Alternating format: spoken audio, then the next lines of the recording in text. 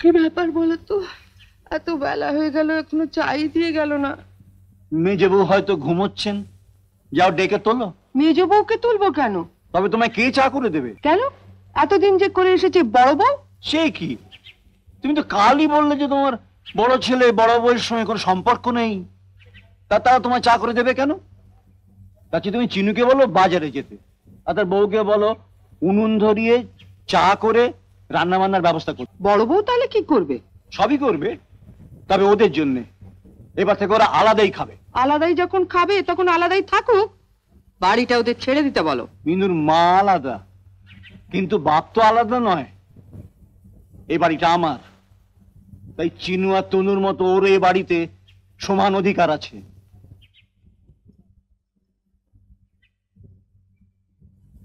বাবা, আপনার চা।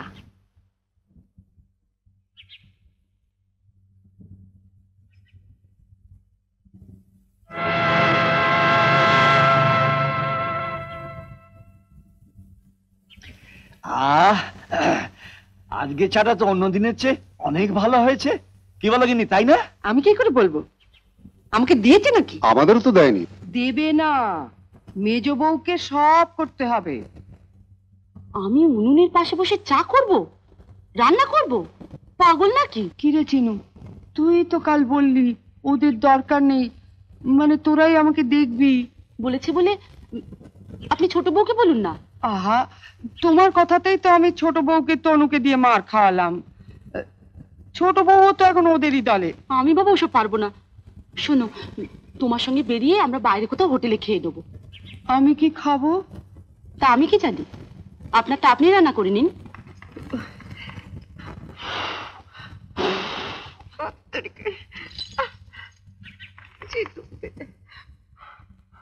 ঠিক হয়েছে।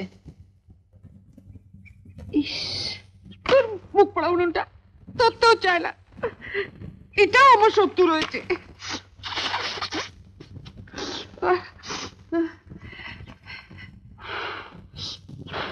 ইস, উনুনটা আমি ধরিয়ে দিয়ে আসি। না, বাবা রাগ করবেন। বাবা বলেছেন না আজকের দিনে মাকে সব কাজ করতে দিতে। আমরা তো কাল থেকে সব করবই। এই একদিনেই মা তার মেজে ছেলে আর মেজে বউকে চিনে নেবেন। তুমিই তো গন্ডগোলটা পাকালে। আগবাড়িয়ে কেন বলতে গেলে আমার মাকে আমরা দেখবো? হ্যাঁ, এখন তো সব দোষ আমার। তুমি তো আমাকে ঘর থেকে ডেকে নিয়ে গিয়ে তনুকে উস্কে দিতে বললে না? তা তুমি কি কচি খোকা? আমি বললাম আর তুমি তুমি জানো না মেয়েদের বুদ্ধি একটু কম হয়। তাহলে স্বীকার করলে না? এবার রান্নাঘর থেকে কেটলিটা নিয়ে এসো, একটু চা অন্তত নিয়ে আসি। আমি কেটলি আনছি, তুমি এই ফাঁকে বিছানাটা একটু ঠিকঠাক করে রেখে দাও।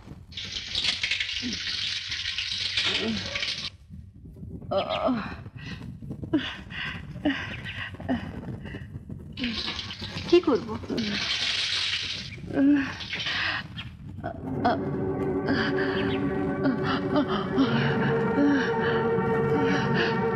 ইস, পাচ্ছি না আমি।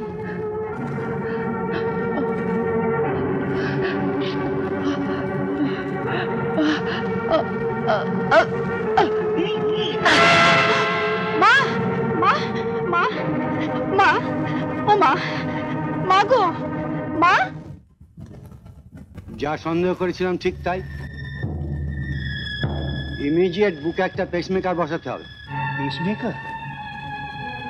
পেসমেকারটা কি? একটা যন্ত্র, নকল হৃৎপিণ্ড বলতে পারেন। ওইটার সাহায্যে এখন আপনাকে নিঃশ্বাস নিতে হবে। চিনুকে বললাম আজ অফিসে যাস না, শুনলো না, বউকে নিয়ে বেরিয়ে গেল। ও থাকলে সব বুঝে নিত।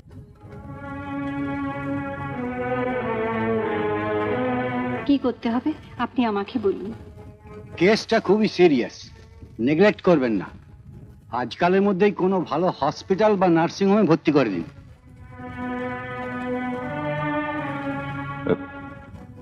ডাক্তারবাবু, কত খরচ পড়বে মনে হয়? তা প্রায় সব মিলিয়ে 20-25 হাজার টাকা তো বটেই। এতগুলো টাকা? লতিকাদের বাড়িতে গিয়ে প্রদীপকে বললে হয় না? না না, দেবে বলে তো না। মার অসুখের খবর শুনে লতিকা এই বাড়িতে আসাই বন্ধ করে দিয়েছে। পাগল নাকি? এখন গেলেই মা টাকা টাকা করবে। তাই বলে অসুস্থ মাকে দেখতেও যাবে না? আমি গিয়ে কি করব? ছেলেরা তো রয়েছে। আশ্চর্য, দিনের মধ্যে 10 বার মায়ের কাছে গিয়ে পড়ে থাকতে, অথচ। থামো তো, আর দয়া দেখাতে হবে না। শোনো, ওরা যদি তোমার কাছ থেকে টাকা চাইতে আসে, পরিষ্কার বলে দেবে নেই। পুজোর সময় কাশ্মীরে বেড়াতে যাব বলে যে টাকাটা তুলে রেখেছি, ওটাই দিয়ে দাও না। আহ, কি দরদ! আমার কতদিনের শখ। ঘুমো তো, ঘুমো। ঘুম আমার আসবে না।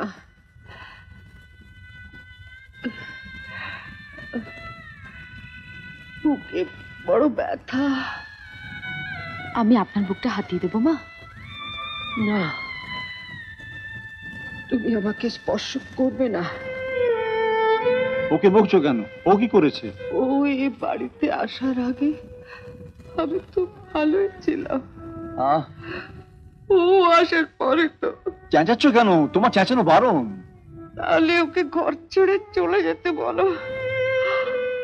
আমি ওর মুখ দেখতে চাই না।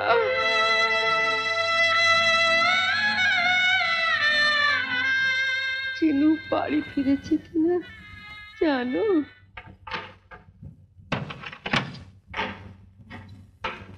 টাকাটা কোথায়? টাকাটা কোথায়? সরিয়ে ফেলেছি। উফ, বাঁচিয়েছো। সাদেকে বাবা তোমায় ভেড়া বলে? মার সামনে এমনি হুট করে টাকাটা বের করে দিলে। আমি কি করে জানবো বলো তো? শোনো, মা বলেছে তুমি এলে তোমাকে মার কাছে পাঠিয়ে দিতে। কি ব্যাপার বলো তো? চলো, আমিও তোমার সঙ্গে যাচ্ছি। মা টাকার কথা বললেই বলবে। এখন আর উপায় নেই বাবা, টাকাটা আমরা জমা দিয়ে দিই।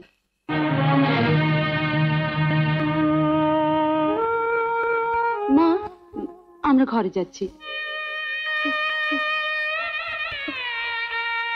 না মিনয় বাবু, আমরা আপনাকে একসঙ্গে এতগুলো টাকা লোন দিতে পারবো না।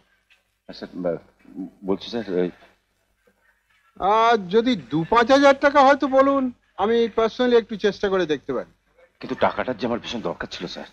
আমি দুঃখিত স্যার, কোনোভাবেই কি ব্যবস্থা করা যায় না? একটা মাত্র উপায়ই আছে, তবে। হ্যাঁ বলুন, কি উপায়? Voluntary retirement? মানে তুই স্বেচ্ছায় চাকরি ছেড়ে দিচ্ছিস? হ্যাঁ বাবা,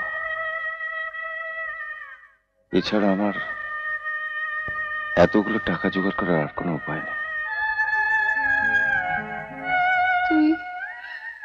তুই আমার জন্য চাকরি ছেড়ে দেবে মিনু?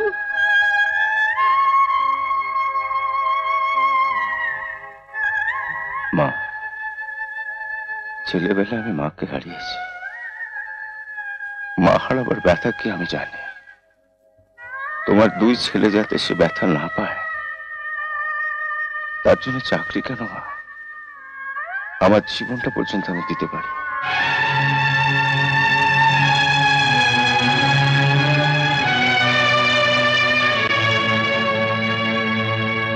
আমি বলি কি মিনু, তুই চাকরিটা ছাড়িস না। তোর বউ বাচ্চা আছে। আমি বরঞ্চ বাড়িটা বেছে। না বাবা, বাড়ি বেচলে বুড়ো বসে থাকবে কোথায়? তুমি আমার জন্য ভেবো না। মা আমাকে ছেলে বলে স্বীকার না করলো, আমি তো জানি এই আমার মা। ছেলে হয়ে মায়ের জন্য এটুকু করতে পারবো না? নিশ্চয়ই করবে। ছেলে হয়ে মায়ের জন্য 100 বার করবে, কিন্তু বাবা হয়ে ছেলের জন্য তো একবার ভাববে। এখন চাকরি করছো, তবু ছেলেটাকে ভালো মন্দ খাওয়াতে পারি না। এরপর যদি চাকরি ছেড়ে দাও। তুমি আমার উপর ভরসা রাখো মমতা, আমি থাকতে তোমাদের কোনো অসুবিধা হবে না। তোমার মার ব্যাপার, আমি মা হয়ে বাধা দেব না। তবে চাকরি ছাড়ার আগে আর একবার ভেবে দেখো। ভেবেছি স্যার, সারা রাত ভেবেছি, কিন্তু মাকে বাঁচানোর এছাড়া কোনো উপায় নেই। রেজিগনেশন লেটার তো দিলেন, কিন্তু এ বাজারে চাকরি গেলে চাকরি জোগাড় করতে পারবেন? আমি চেষ্টা করে আপনার জন্য 1000 পর্যন্ত। না স্যার, না স্যার, আমার আরো টাকার দরকার। ওই 7,000 কিছু হবে না। আচ্ছা ঠিক আছে, আপনি বসুন, আমি টাকাটা আপনাকে আনিয়ে দিচ্ছি।